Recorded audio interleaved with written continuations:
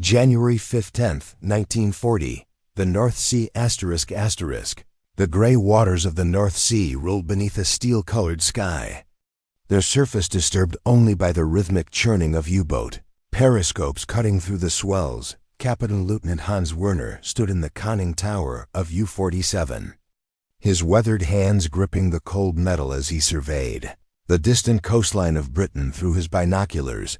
The air carried the sharp bite of winter salt, and somewhere in the distance, the mournful cry of gulls echoed across the waves like a warning that would go unheeded. Werner had read the intelligence reports with the same confidence shared by his comrades throughout the Kriegsmarine. Britain, they had been told, was a nation of shopkeepers and tea drinkers, clinging to the faded glory of an empire already crumbling under its own weight.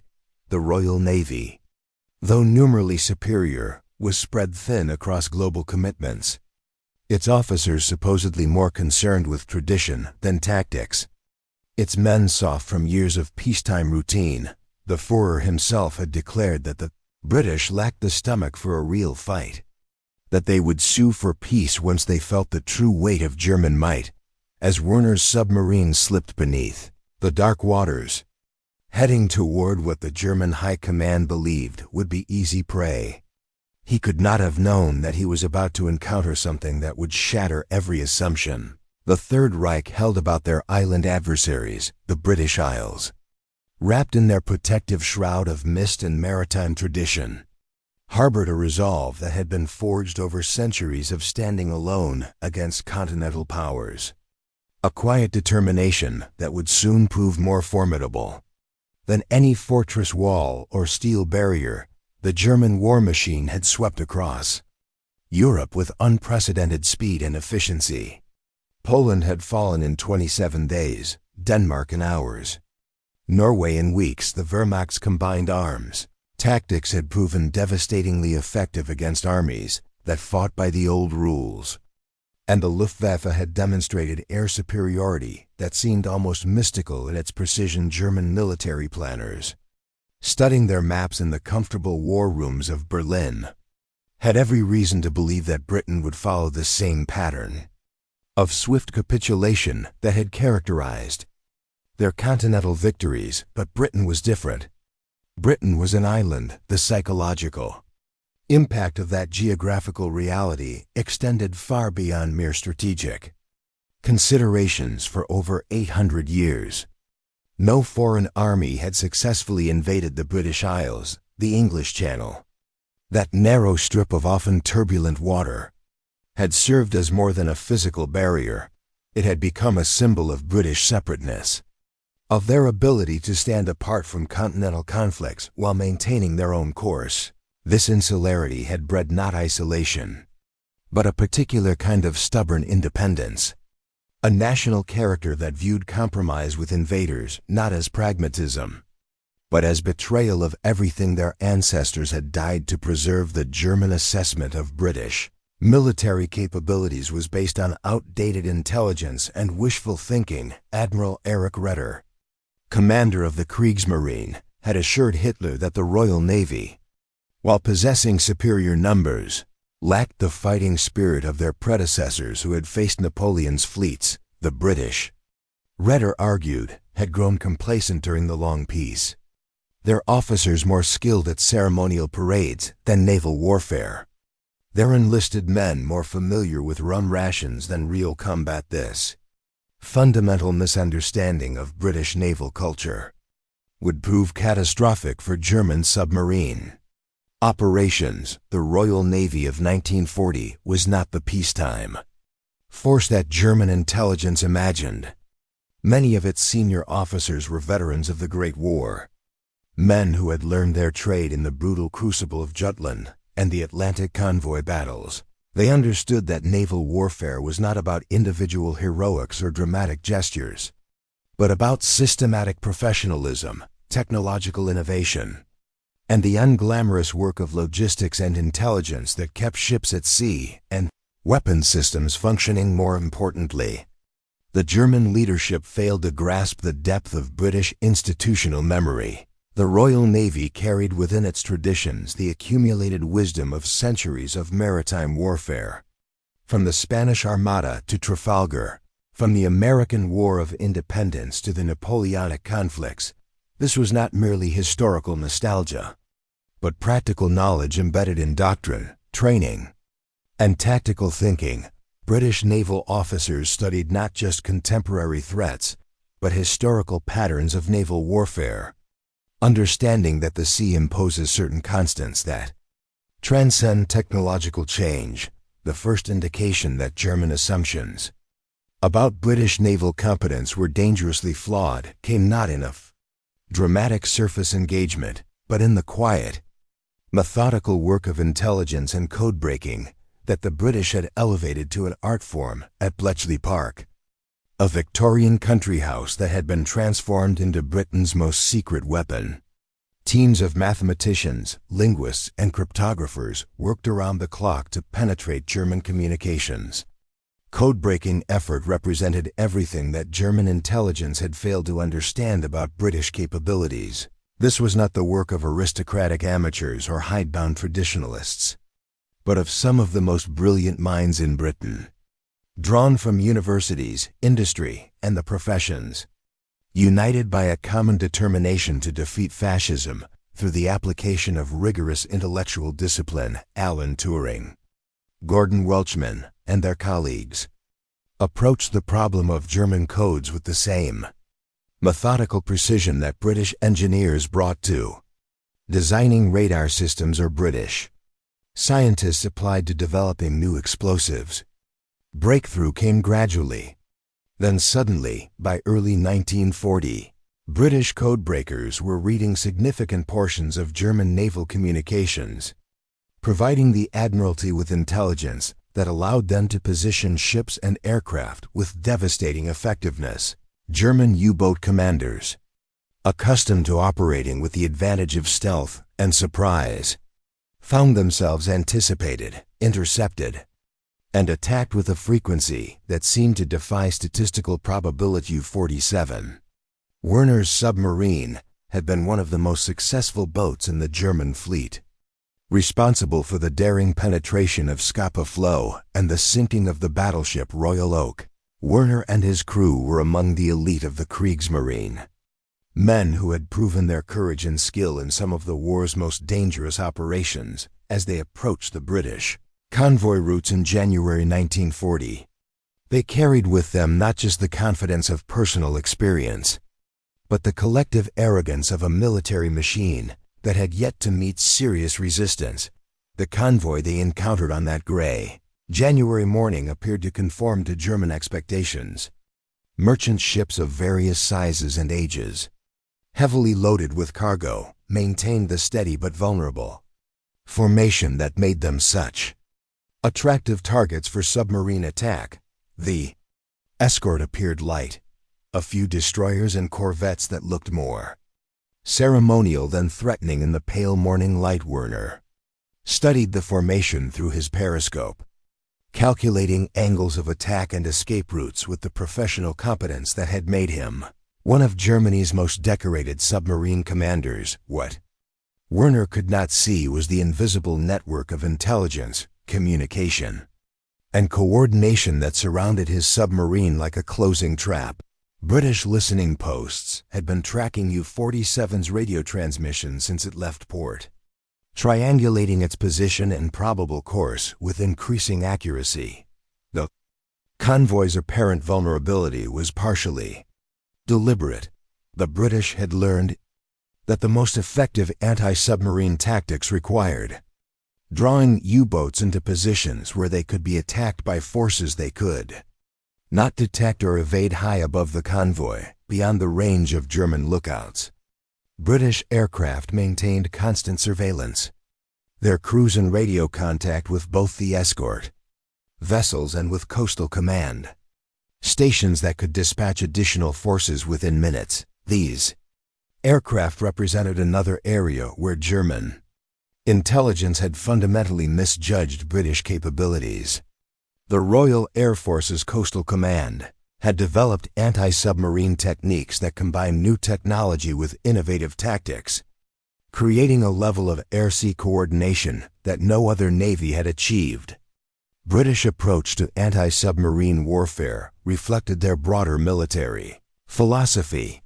They understood that modern combat was not about individual duels between ships or aircraft, but about systems warfare, where victory went to the side that could most effectively integrate intelligence, technology, and coordinated action. German submarine commanders, trained to think in terms of individual initiative and tactical brilliance, found themselves confronting an enemy that fought like a single, coordinated organism. Werner's first torpedo ran true, striking a merchant vessel amidships with the familiar explosion that had marked so many successful attacks, but instead of the confusion and panic that German submariners had come to expect from British convoys, the response was immediate, coordinated, and devastatingly effective.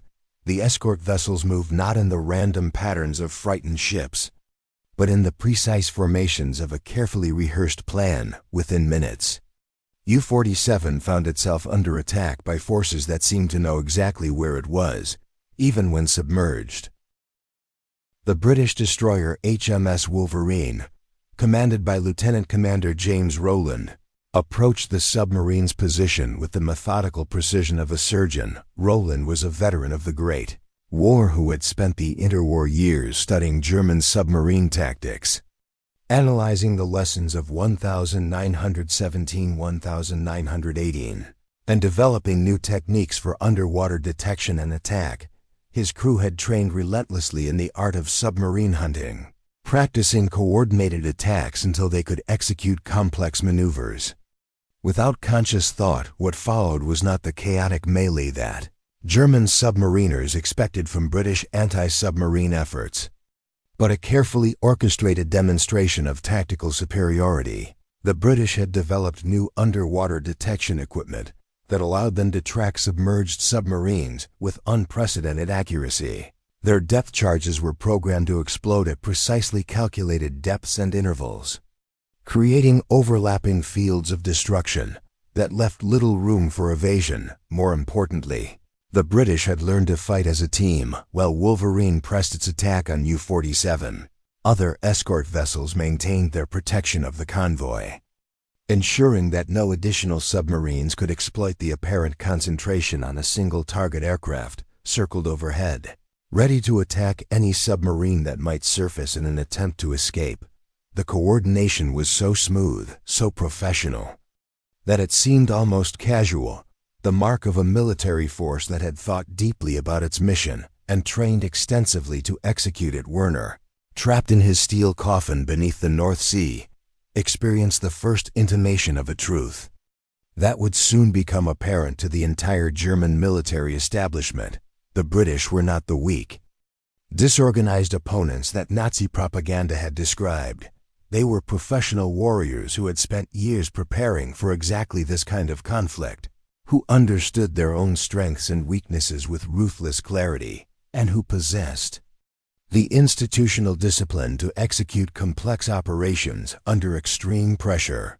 Depth charges exploded around U-47 with mathematical precision, each detonation carefully timed and positioned to maximize damage to the submarine's hull and equipment. Werner's boat, which had seemed so formidable when stalking merchant ships, revealed itself as fragile and vulnerable when confronted by determined opposition.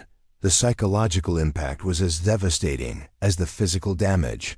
German submariners had been conditioned to think of themselves as hunters, but they were discovering what it felt like to be prey as U-47 struggled to escape the British attack. Its crew experienced something that German military doctrine had not prepared them for: the realization that their opponents were not just competent, but superior. The British were fighting with a level of tactical sophistication and technological capability that exceeded German performance in every measurable category. This was not the random success of desperate men defending their homeland, but the methodical application of military science by professionals who had mastered their craft. The symbolism was not lost on Werner, as his damaged submarine limped away from the convoy, the attack had begun with the confident assumption that British merchantmen were defenseless prey, suitable targets for German technological superiority and tactical innovation.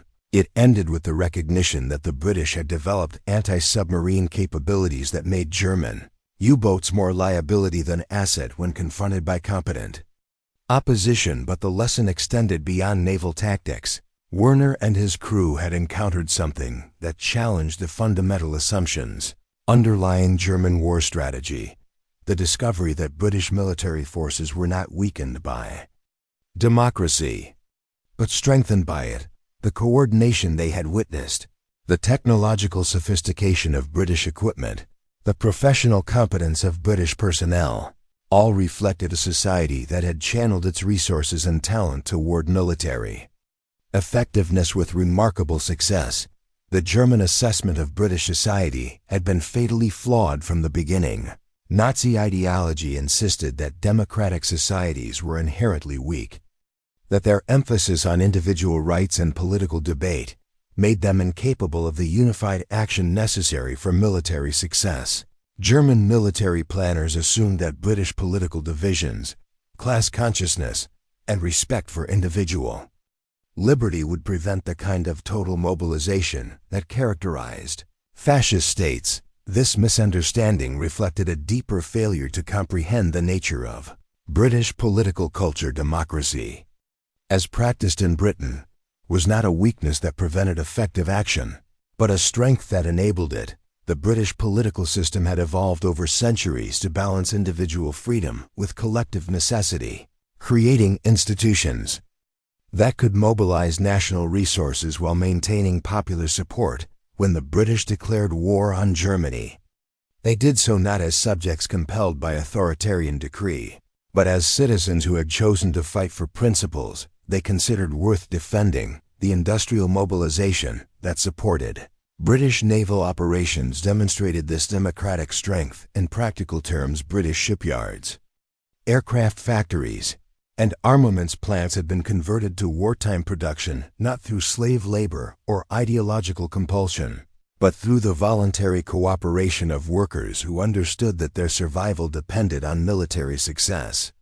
Trade unions that had spent the 1930s fighting management over wages and working conditions now collaborated in increasing production and improving efficiency. This transformation was visible in every aspect of British military capability. The radar systems that detected German aircraft were developed by scientists who had chosen to serve their country rather than pursue purely academic careers. The code-breaking efforts at Bletchley Park drew on volunteers from universities, banks, and private industry who worked under conditions of extreme secrecy for no reward other than the satisfaction of contributing to victory. The production of ships, aircraft, and weapons reflected not just industrial capacity, but the willing participation of millions of citizens in a common enterprise. German intelligence had completely failed to anticipate this democratic mobilization.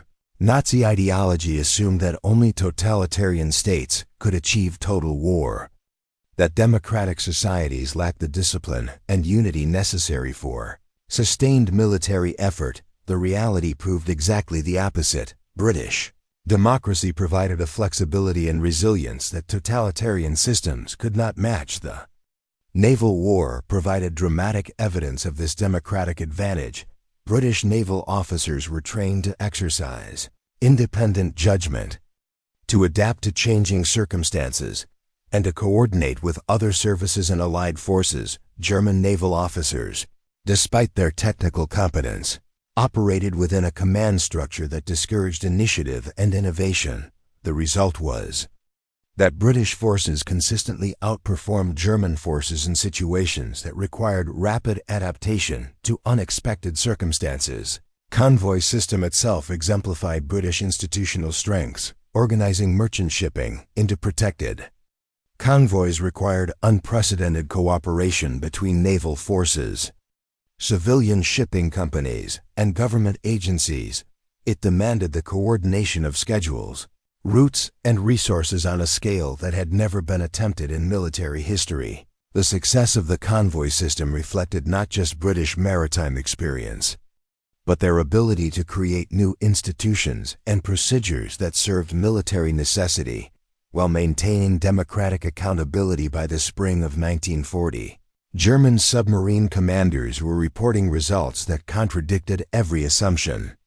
Underlying their strategic planning, British convoys were not the easy targets that intelligence had predicted. British escort vessels demonstrated tactical competence that exceeded German capabilities.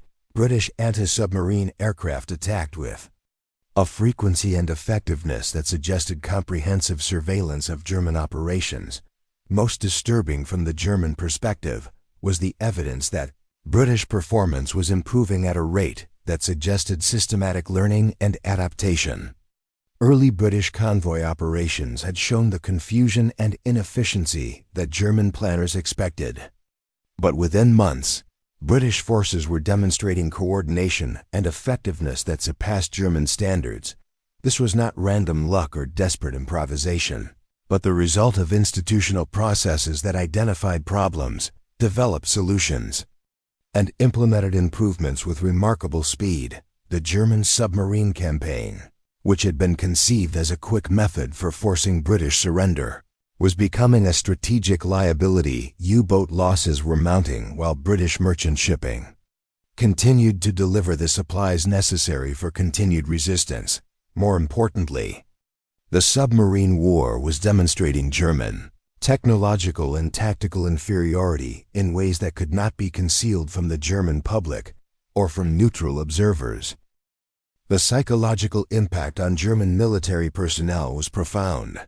Submarine crews that had begun the war with supreme confidence in their equipment and training were discovering that their British opponents possessed superior technology, better tactics, and more effective coordination.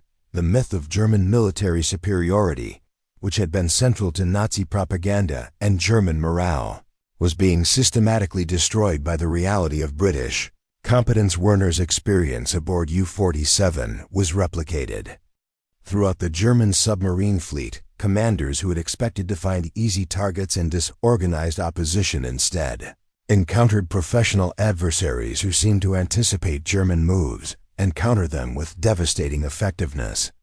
The hunters had become the hunted, and the psychological reversal was as damaging as the physical losses.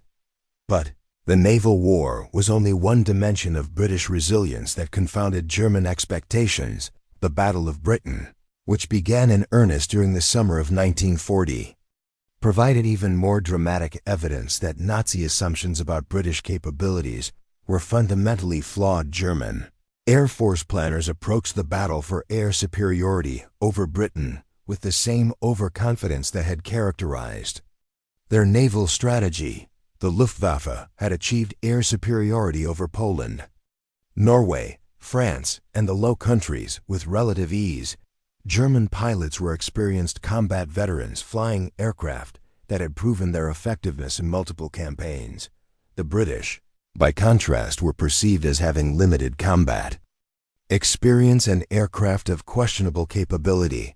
This assessment was based on the same kind of intelligence failures that had characterized German naval planning. Luftwaffe commanders knew that the Royal Air Force possessed fighter aircraft in significant numbers, but they assumed that British pilots lacked the training and experience necessary for effective air combat. German intelligence estimated that British aircraft production was insufficient to replace combat losses, and that British morale would crack under sustained bombing pressure. Every one of these assumptions proved catastrophically wrong. British fighter pilots demonstrated flying skills and tactical innovation that exceeded German capabilities.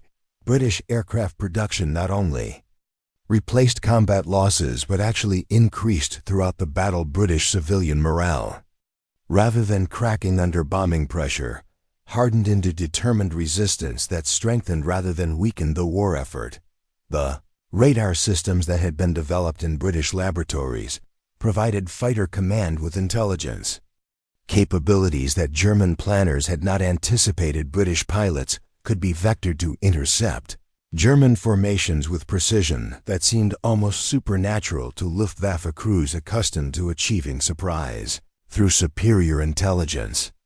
The coordination between radar operators, control centers, and fighter squadrons represented another example of British institutional innovation that exceeded German performance in every measurable category. RAF Fighter Command, under the leadership of Air Chief Marshal Hugh Dowding, had spent years developing the integrated air defense system that would prove decisive in the Battle of Britain.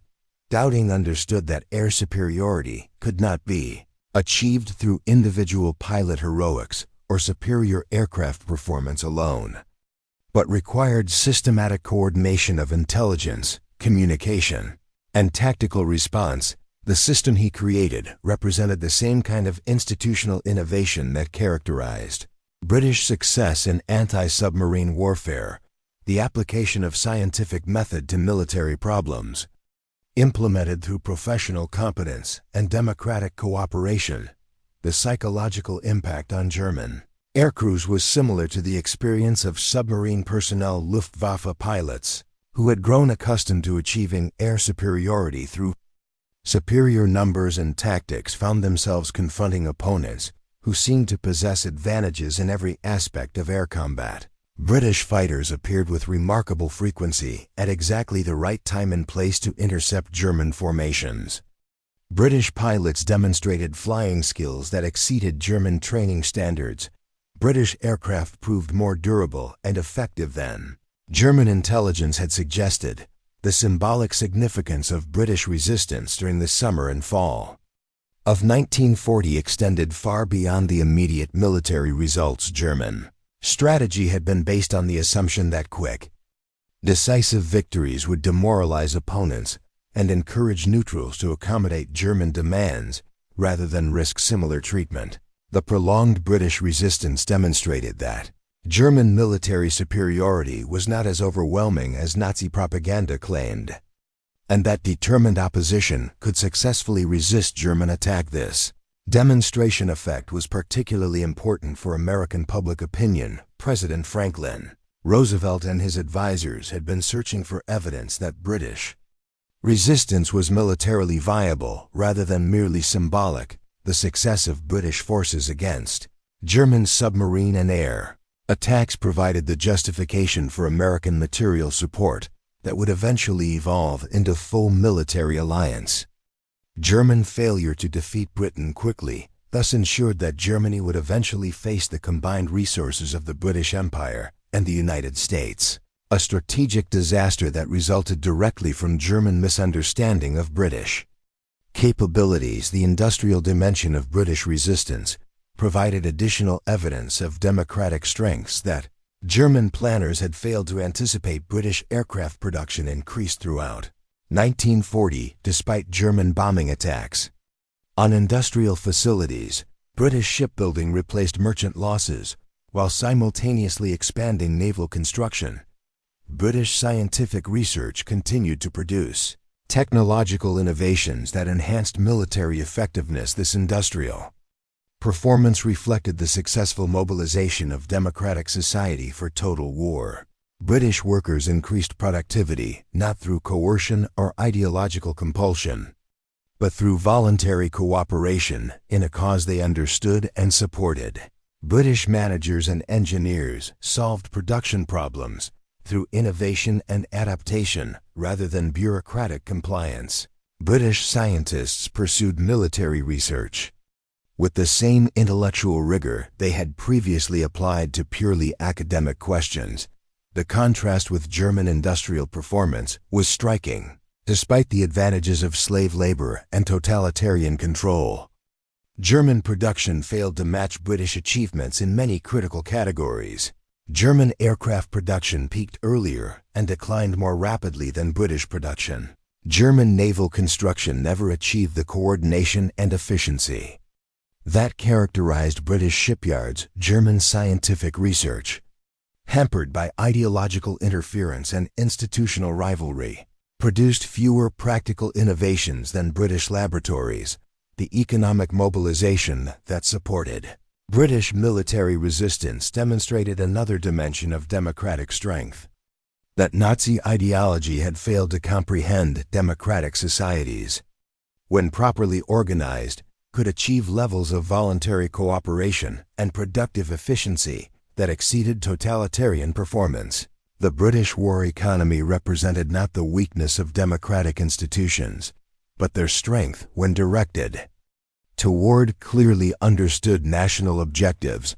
By the end of 1940, German military commanders were confronting evidence that contradicted every assumption underlying their strategic planning. British forces had demonstrated tactical and technological superiority in naval warfare, air combat, and industrial production. British society had shown resilience and adaptability that exceeded German capabilities. British institutions had proven capable of coordinating complex military operations more effectively than German bureaucracy. The psychological impact of these discoveries reverberated throughout the German military establishment. Officers who had begun the war convinced of German superiority were forced to acknowledge that their opponents possessed advantages in training, equipment, and coordination that German forces could not match. The myth of inevitable German victory, which had been central to Nazi propaganda and German morale, was being systematically destroyed by the reality of British competence. But perhaps the most profound shock to German assumptions came from the recognition that British strength derived not from military tradition or industrial capacity alone, but from the character of democratic society itself. The British were fighting not as subjects compelled by authoritarian decree, but as citizens defending principles they had chosen to value. This voluntary commitment to democratic ideals provided a source of strength that totalitarian societies could neither understand nor replicate. The institutional innovations that characterized British military success, from convoy organization to radar systems to code-breaking operations, reflected the flexibility and creativity that democratic societies could mobilize when faced with existential threats. German military doctrine, despite its technical sophistication, proved unable to adapt to opponents who combined professional competence with democratic innovation. The scientific and technological superiority that British forces demonstrated throughout 1940 resulted from the successful integration of academic research, industrial production, and military application. British universities, private industry, and government agencies cooperated in developing new weapons and tactics with an efficiency that German bureaucracy could not match. The radar systems, code-breaking computers, and advanced aircraft that gave British forces their decisive advantages were products of democratic innovation rather than totalitarian planning. As 1940 drew to a close, German military planners were forced to acknowledge that their fundamental assumptions about British capabilities had been catastrophically wrong.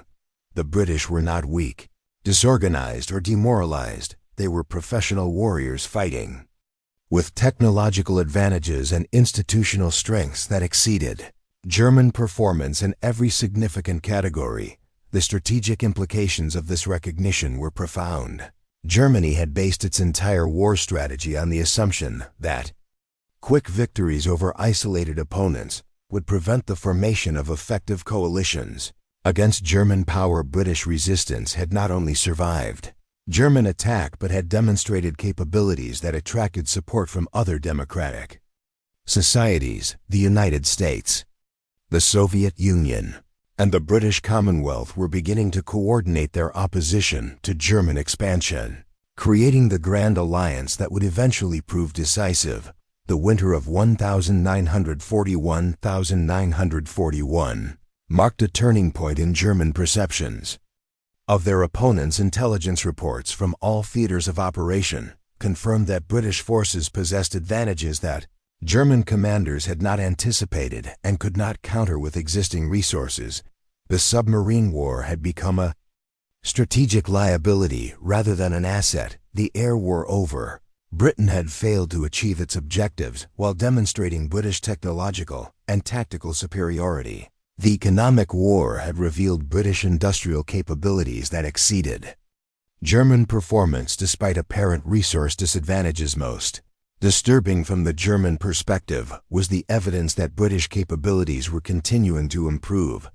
The institutional processes that had produced initial British advantages were generating continuous innovations in tactics, technology, and organization. German forces were not confronting a static opponent that could be overcome through superior planning or resources, but a dynamic adversary that was becoming stronger and more effective with each passing month.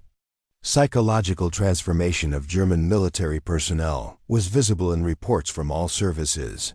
Officers and enlisted men, who had begun the war with supreme confidence in their equipment and training, were expressing doubts about German chances for ultimate victory. The myth of German military superiority, which had been central to Nazi ideology and military morale, was being eroded by daily evidence of British competence. The most profound impact of British resistance was its demonstration that democratic societies possessed sources of strength that totalitarian systems could neither understand nor replicate. The voluntary cooperation that characterized British war mobilization, the institutional innovation that produced British technological advantages, and the professional competence that enabled British military success all reflected democratic values rather than authoritarian control. German submarine commanders returning from patrol in the North Sea brought with them reports that contradicted every assumption about British naval capabilities. British escort vessels were demonstrating tactical sophistication that exceeded German training standards. British anti-submarine aircraft were attacking with frequency and effectiveness that suggested comprehensive surveillance of German operations. British convoy organization reflected coordination and efficiency that German bureaucracy could not match. The radar installations that dotted the British coastline represented another dimension of British technological superiority that German intelligence had failed to anticipate. These installations were not merely defensive positions, but components of an integrated air defense system that provided fighter command with intelligence capabilities that no other air force had achieved. The coordination between radar operators, control centers, and fighter squadrons enabled British pilots to intercept German formations with precision that seemed almost supernatural to Luftwaffe crews. The code-breaking operations centered at Bletchley Park provided perhaps the most dramatic example of British institutional innovation. Mathematicians, linguists, and engineers who worked in conditions of extreme secrecy to penetrate German communications represented the successful mobilization of British intellectual resources for military purposes. Their success in reading German codes provided British commanders with intelligence advantages that influenced every aspect of the war. These technological and institutional advantages reflected deeper strengths in British society that German planners had failed to understand. The scientific research that produced radar systems was conducted in British universities that maintained their intellectual independence while contributing to national defense.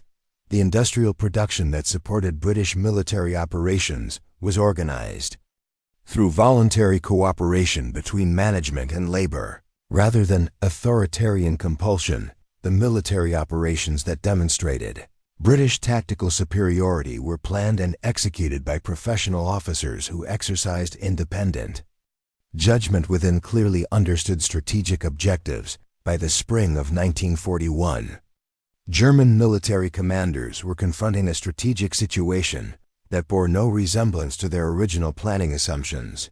British resistance had not only survived German attack, but had demonstrated capabilities that attracted support from other democratic societies. The United States was providing material assistance that would eventually evolve into full military alliance.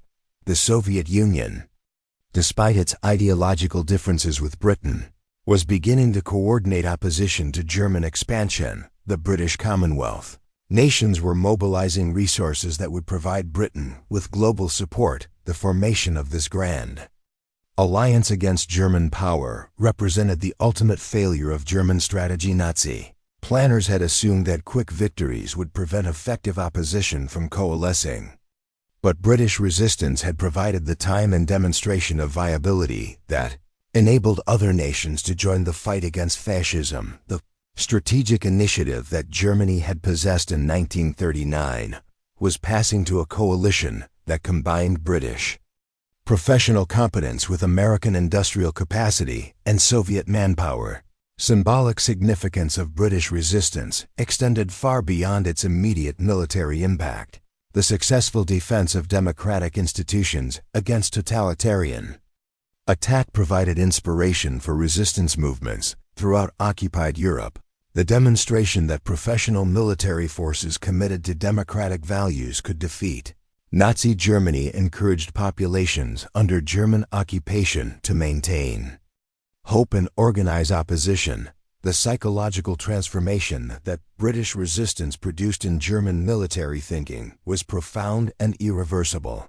Officers and enlisted men who had begun the war convinced of German superiority were forced to acknowledge that their opponents possessed advantages in training, equipment, and coordination that German forces could not match. The myth of inevitable German victory, which had been central to Nazi propaganda and military morale, was being systematically destroyed by the reality of British competence as the long war continued through 1941 and into 1942. The initial German shock at British capabilities evolved into grudging respect and, eventually, into the recognition that Germany faced opponents who were not just competent, but superior in most measurable categories of military effectiveness. The submarine war that had been conceived as a quick method for forcing British surrender had become a strategic liability that consumed German resources while failing to achieve its objectives. The air war over Britain had demonstrated British technological and tactical advantages that German forces could not counter. The industrial war had revealed British production capabilities that exceeded German performance despite apparent resource disadvantages. The institutional innovations that characterized British military success continued to evolve throughout the war, producing continuous improvements in tactics, technology, and organization that kept British forces ahead of German adaptation. The radar systems that had provided initial advantages in air defense were continuously upgraded and extended to naval and ground applications.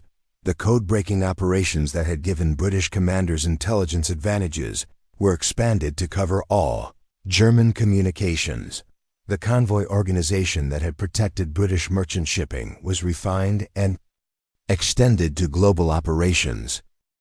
But perhaps the most significant long-term impact of British resistance was its demonstration that democratic societies possessed sources of strength that totalitarian systems could neither understand nor replicate. The voluntary cooperation that characterized British war mobilization proved more efficient than authoritarian compulsion. The institutional innovation that produced British technological advantages proved more effective than totalitarian planning. The professional competence that enabled British military success proved more reliable than ideological indoctrination. The British had not merely survived German attack, they had demonstrated that democratic values and institutions provided practical advantages in the conduct of modern warfare. The scientific method, applied through democratic institutions, produced better weapons and tactics than totalitarian ideology. Professional military education, conducted within democratic framework, produced more competent officers than authoritarian indoctrination. Voluntary cooperation in industrial production proved more efficient than slave labor or bureaucratic control as the war entered its final phases.